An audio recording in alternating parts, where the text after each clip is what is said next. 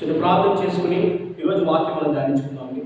మహోన్నతుడ, మహాపరిషుద్ధుడ, గొప్ప దేవుడ తండ్రి, మీ ఆత్మ ద్వారా, మీ వాక్యం ద్వారా మీరే మాతో మాట్లాడవలసిందిగా, మమ్మలను ముందుకు నడిపించవలసిందిగా నజరేయుడైన యేసుక్రీస్తు వారి అతి పరిశుద్ధ నామములో మిమ్మల్ని ప్రార్థించి ప్రతిమాని వేడుకుంటున్నాను, మా ప్రియ పరలోకపు తండ్రి. ఆమేన్. ఈరోజు మన యొక్క వాక్యాంశంగా రోమాపత్రిక 12వ అధ్యాయము 12వ వచనాన్ని మన యొక్క వాక్యాంశంగా మనం తీసుకున్నాం. Romans chapter 12 verse 12. నిరీక్షణ గలవారే సంతోషించుచు, శ్రమయందు ఓర్పు గలవారే ప్రార్థన యందు పట్టుదల కలిగి ఉండుడి.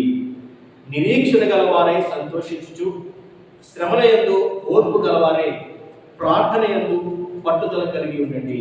B joyful in hope, patient in affliction and faithful in prayer. ఈరోజు ఇదే మాటను మన యొక్క వాక్యాంశంగా మనం తీసుకున్నాం. ఏమండి, ఒక వ్యక్తి జీవితంలో ఒక అసాధారణమైనటువంటి కార్యము సాధ్యపరచబడాలన్నా, ఆ వ్యక్తి జీవితంలో ఒక అద్భుతం జరగాలన్నా, దేవుని గొప్ప కార్యం ఆ వ్యక్తి జీవితంలో జరగాలన్నా, ఇక్కడ చదవబడినటువంటి ఈ 3 అంశాలు చాలా ప్రాముఖ్యమైనవి. ఎవరిలో అయితే ఈ 3 విషయాలు ఉంటాయో, చదవబడినటువంటి వాక్యము రోమపత్రిక 12వ అధ్యాయం 12వ వచనంలో ఉన్నటువంటి ఈ 3 అంశాలు ఎవరి జీవితంలో అయితే ఉంటాయో, వారి జీవితంలో దేవుడు ఆయన యొక్క గొప్ప కార్యం చేయడానికి అవకాశం ఉంటుంది. అసలు ఈ నిరీక్షణలో సంతోషం అంటే ఏంటి? ఏమండి, ఈ యొక్క హోప్, జాయ్ఫుల్ ఇన్ హోప్, నిరీక్షణలో సంతోషించడం అంటే ఏంటండి అని అంటే, దీనికి ఒక చిన్న ఉదాహరణ చెప్తానండి. ఒక చిన్న పిల్ల, ఒక చిన్న బిడ్డ, ఒక చిన్న పాప అనివ్వండి, చిన్న బాబా అనివ్వండి, ఈవినింగ్ అవగానే, సాయంత్రం అవగానే తన తండ్రి కోసం ఎదురు చూస్తాడు. తన తండ్రి సాయంత్రం అయితే ఖచ్చితంగా వస్తాడు. తన కొరకు కొన్ని బొమ్మలు, స్వీట్స్ లేదా కొన్ని చాక్లెట్స్ తీసుకొస్తాడని చెప్పి తన యొక్క ఫాదర్ కోసం లేదా మదర్ కోసం ఆ బిడ్డలు ఎదురు చూస్తూ ఉంటారు. వాళ్ళు వచ్చే వరకు ఆ గుమ్మం దగ్గర, ఆ గేట్ దగ్గర వాళ్ళు నిల్చుని తన ఫాదర్ కోసమో మదర్ కోసమో వాళ్ళు ఎదురు చూస్తూ ఉంటారు. ఆ నిరీక్షణలో సంతోషం ఉంటుంది, ఆ నిరీక్షణలో ఆనందం ఉంటుంది. ఎందుకంటే తమ యొక్క తల్లి లేదా తండ్రి ఖచ్చితంగా వస్తారని వారిలో నమ్మకం ఉంటుంది కాబట్టి, విశ్వాసం ఉంటుంది కాబట్టి ఆ నిరీక్షణలో సంతోషం ఉంటుంది. ఈరోజు మన జీవితంలో దేవుని విషయమై మనం నిరీక్షించగలుగుతున్నామా? మన యొక్క నిరీక్షణలో మనం సంతోషించగలుగుతున్నామా? ఆనాడు బైబిల్ గ్రంథంలో నోవహును మనం చూసినట్లయితే, భూమి మీద ప్రజలందరూ కూడా, మనుషులందరూ కూడా దుర్మార్గులుగా, నీచులుగా వారు ప్రవర్తిస్తున్నప్పుడు, వారి యొక్క చర్యలు, వారి యొక్క కార్యాలు దేవుని దృష్టికి అసహ్యంగా కనిపించినప్పుడు, నరుణ్ణి భూమి మీద చేసినందుకు దేవాది దేవుడు సైతము సంతాపపడినందుకు వాళ్ళందరినీ దేవుడు తుడిచివేయాలని, నాశనం చేయాలని, వారితో పాటు ఈ జంతువులను అన్నిటినీ కూడా దేవుడు నాశనం చేయాలి అనుకున్నప్పుడు దేవుని దృష్టికి యథార్థవంతునిగా కనిపించాడు ఈ నోవహు.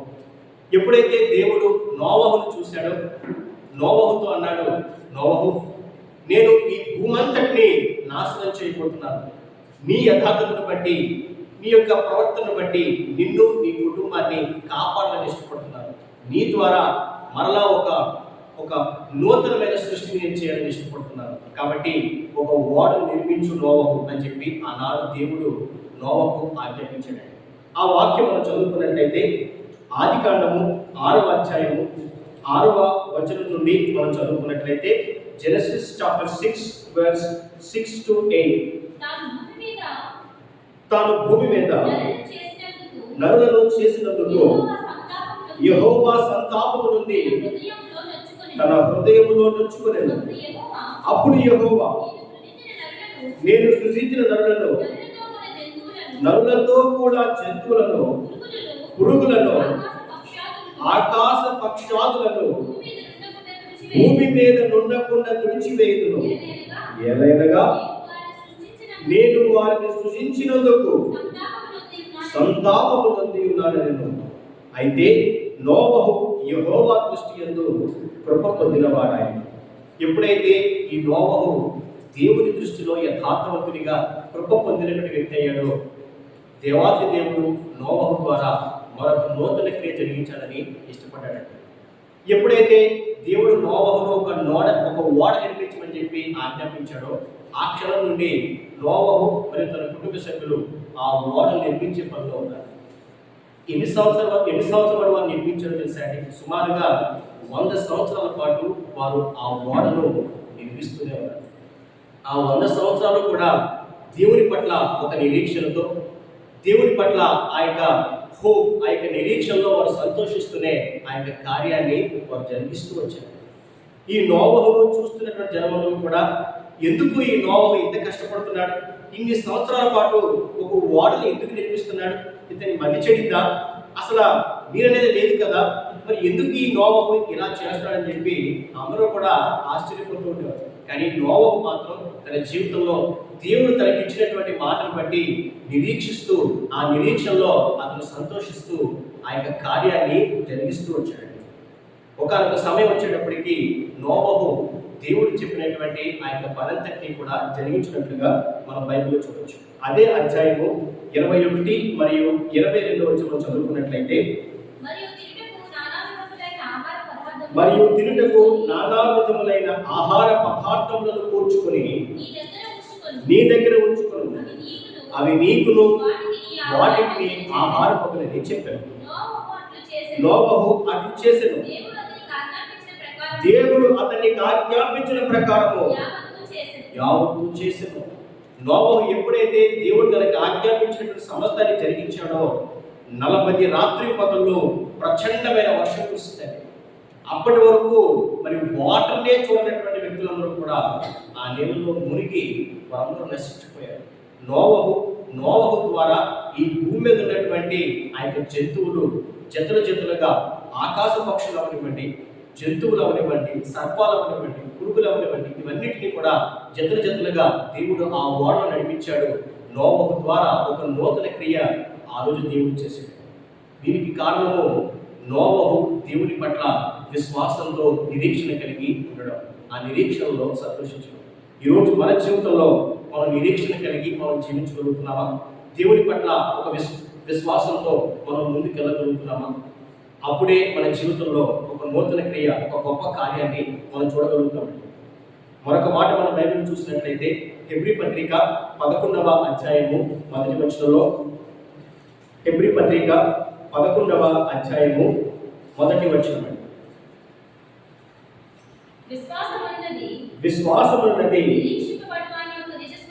నిరీక్షింపబడు వాటి యొక్క నిజస్వరూపము, అదృశ్యమైనవి యున్నవనుటకు రుజువునయున్నది. ఏమంటే విశ్వాసం అనేది నిరీక్షింపబడు వాటి యొక్క నిజస్వరూపమని, అదృశ్యమైనవి యున్నవనుటకు రుజువైనది అని దేవుడు ఆయన వాక్యం ద్వారా చెప్తున్నాడు. ఎస్, నిజమే. నోవహు దినాల్లో వారు వాటిని చూడట్లేదు, అప్పుడు వర్షం పడట్లేదు, కేవలము భూమి మీదకి నీరు ఆదు రూపంలో వస్తుంది. అప్పటి వరకు అదృశ్యమైనటువంటి కార్యము విశ్వాసం ద్వారా ఆ కార్యం సాధ్యపరచబడింది. అప్పటి నుంచి ఒక నూతన క్రియ జరిగింది.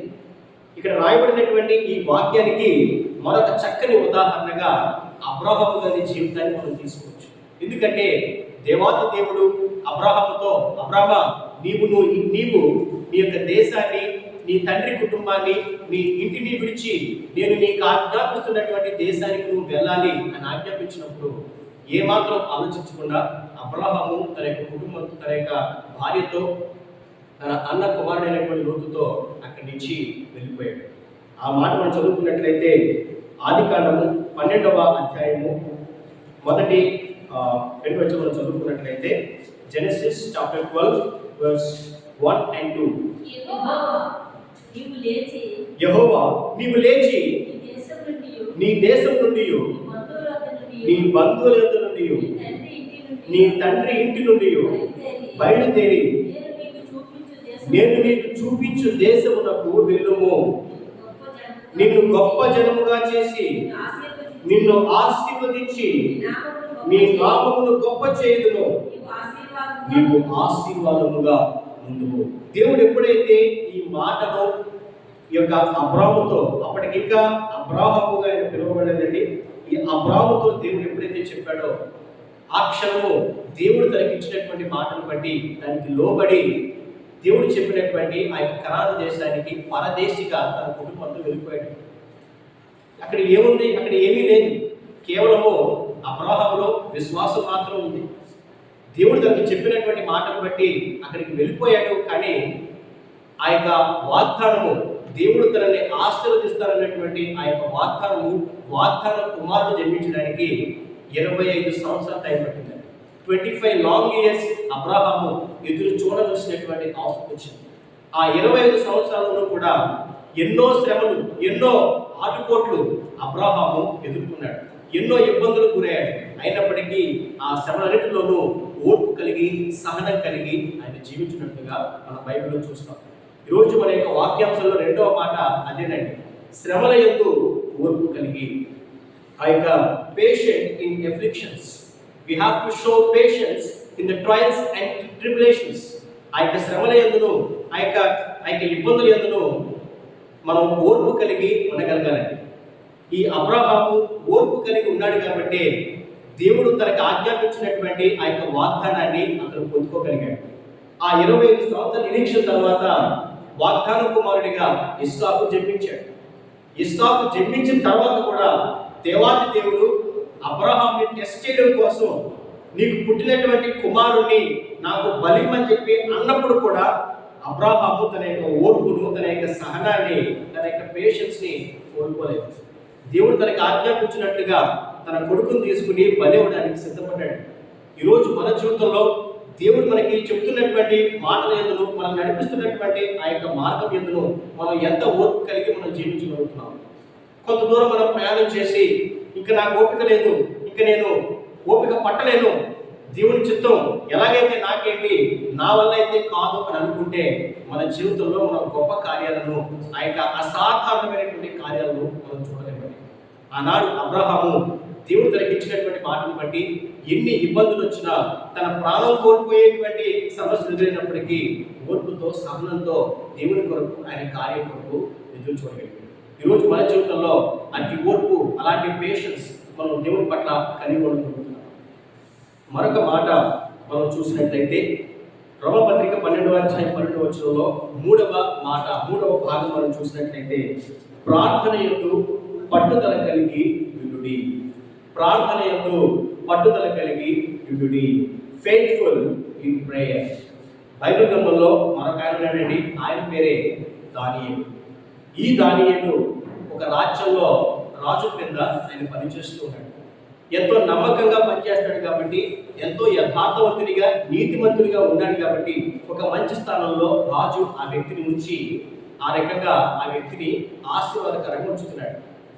ఈ దానియేలుకి ఒక అలవాటు ఉందండి. అదేంటంటే రోజుకు 3 మార్లు ప్రార్థన చేసే అలవాటు ఉంది.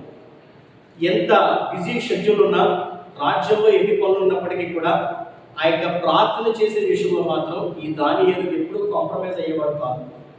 కొంతమంది దానియేలు అంటే పడనటువంటి వ్యక్తులు, దానియేలు అంటే ఏమాత్రం ఓర్చుకోలేనటువంటి కొంతమంది అసూయపరులు ఎలాగైనా ఈ దానియేలుని నాశనం చేయాలని, ఈ దానియేలుని పూర్తిగా ఆ యొక్క రాజ్యం దూరం చేయాలని, తన ప్రాణం తీయాలని కొంతమంది ఒక కుయుక్తితో ఒక శాస్త్రం రిలీజ్ చేయించారు. మరి కొన్ని దినాల పాటు కేవలం రాజును మాత్రమే పూజించాలి, మరెవ్వరిని పూజించకూడదు. అలా పూజించినట్లయితే, ప్రార్థన చేసినట్లయితే ఆ వ్యక్తిని సింహాలపంలో పడేయాలనేటువంటి దుర్మార్గమైనటువంటి శాసనాన్ని వారు తీసుకొచ్చారు. ఇట్టి శాసనము వచ్చింది అని తెలిసినప్పటికీ కూడా దానియేలు తన యొక్క ప్రార్థన విషయంలో, ప్రేయర్ కమిట్మెంట్ విషయంలో ఏ మాత్రం వెనకడిగేది. ఆ వాక్యం మనం చూసినట్లయితే దానియేలు గ్రంథం 6వ అధ్యాయము 10వ వచనంలో, Daniel chapter 6 verse 10 నుంచి మనం చదువుతున్నాం. ఇట్టి శాసనము సంతకము చేయబడినని దానియేలు తెలుసుకొనినను అతడు తన ఇంటికి వెళ్ళి యథాప్రకారముగా అనుదినము 3 మార్లు మోకాళ్ళుని తన ఇంటి పైగది కిటికీలు యెరూషలేము తట్టునకు తెరవబడి ఉండగా తన దేవునికి ప్రార్థన చేయించు ఆయనను స్తుతించుచూ వచ్చెను. ఇంటి శాసనము సంతకము చేయబడిందని దానియేలుకు తెలిసినప్పటికీ యథావిధిగా తన ఇంటికి వెళ్ళి ఆ యొక్క కిటికీని ఓపెన్ చేసి యెరూషలేము తట్టు అతడు మోకాళ్ళుని ప్రార్థన చేస్తున్నట్లుగా ఇక్కడ మనం చూస్తున్నాం. ఎప్పుడైతే దానియేలు ఈ విధంగా ప్రార్థన చేశాడో ఆ శాసనాన్ని బట్టి అతన్ని తీసుకెళ్లి ఆ సింహాల బోన్లో పడేశాడు. సింహాల బోన్లో పడేశాడు. అక్కడ సింహాల బోన్లో కూడా సింహాలు దానియేలు ముట్టలేకపోయాడు. ఆనాడు ఒక విజయంతో దానియేలు మరలా వెనక్కొచ్చాడు. ఎవరైతే దానియేలుని కుయుక్తితో చంపాలని దుర్మార్గంగా పన్నాగం పన్నాడో వారందరినీ కూడా రాజు ఆ సింహాల బోన్లో పడేసినట్లుగా వారందరినీ కూడా ఆ సింహాలు తుత్తినీలు చేసి వాళ్ళందరినీ తినివేసినట్లుగా ఆ తర్వాత మనం బైబిల్లో చూస్తాం. ప్రార్థన చేసే విషయంలో, ప్రేయర్ కమిట్మెంట్ విషయంలో దానియేలు తన ప్రాణాన్నైనా ఉపయోగించబడ్డాడు, కానీ ప్రార్థన మాత్రం విడిచిపెట్టలేదండి. ఈరోజు దేవునికి ప్రార్థన చేసే విషయంలో మనం ఎలాంటి ప్రేయర్ కమిట్మెంట్ కలిగి మనం జీవించగలుగుతున్నాం? దేవుడిచ్చినటువంటి మహాకృపను బట్టి ఇలాంటి క్లిష్ట పరిస్థితుల్లో ఇప్పుడైతే మన జీవితాల్లో లేవు. ఆనాడు అలాంటి క్లిష్ట పరిస్థితుల్లో కూడా దానియేలు ప్రార్థనకి ఎంతో ఆ యొక్క ఇంపార్టెన్స్ ఇచ్చాడు. ఈరోజు మన జీవితంలో దేవుణ్ణి ప్రార్థించే విషయంలో మనం ఎంత పట్టుదల కలిగి మనం జీవించగలుగుతున్నాం? ఒక రోజులో ప్రార్థనకు మనం ఎంత సమయం ఇవ్వగలుగుతున్నామో ఒక్కసారి మనం ప్రశ్నించుకోవాలి. ఎందుకంటే ప్రార్థన అనేది ఒక గొప్ప ఆయుధంగా మన దేవుడు మనకి ఇస్తున్నాడు. మన యొక్క విజ్ఞాపనలు దేవునికి తెలియజేసుకోవడానికి, మన యొక్క ఇబ్బందులను, మన యొక్క శ్రమలను మన ప్రభుత్వం పంచుకోవడానికి, దేవుని ద్వారా ఒక సమాధానం పొందడానికి ప్రార్థన అనేది ఒక గొప్ప ద్వారం అండి. అలాంటి ప్రార్థన యందు మనం పట్టుదల కలిగి ఉండాలి. దేవుణ్ణి ప్రార్థించే విషయంలో ఎంత మాత్రం మనం కాంప్రమైజ్ అవ్వకూడదు. కాబట్టి దేవుడు మనకి చెప్తున్నటువంటి ఈ యొక్క మాటలను రోమపత్రిక 12వ అధ్యాయం 12వ వచనంలో దేవుడు చెప్తున్నటువంటి ఈ 3 విషయాలను మన జీవితంలో మనం ఎంతవరకు మనం వీటిని అవలంబించగలుగుతున్నాం? నిరీక్షణలో మనం సంతోషించగలుగుతున్నామా? మనకు వచ్చేటువంటి ఆ యొక్క శ్రమల్లో మనం ఓర్పు కలిగి జీవించగలుగుతున్నామా? ప్రార్థన యందు పట్టుదల కలిగి మనం జీవించగలుగుతున్నామా? వీటిని ఎప్పుడైతే మన జీవితాల్లో మనం కలిగి ఉంటామో, వీటి అనుసరించి ఎప్పుడైతే మనం జీవించగలుగుతామో మన జీవితంలో ఒక గొప్ప కార్యాన్ని, అసాధారణమైన కార్యాన్ని మనం చూడగలుగుతాం. కాబట్టి ఈరోజు ఒక మంచి నిర్ణయం తీసుకున్నాం. దేవుడి పట్ల నిరీక్షిద్దాం. శ్రమల యందును, ఆ యొక్క ఇబ్బందుల యందును ఓర్పు కలిగి మనం జీవిద్దాం. ప్రార్థన యందు పట్టుదల కలిగి మన దేవాతి దేవుని ప్రార్థిద్దాం. దేవుడు తన పరిశుద్ధ వాక్కును దీవించి ఆశీర్వదించును గాక. ఆమేన్.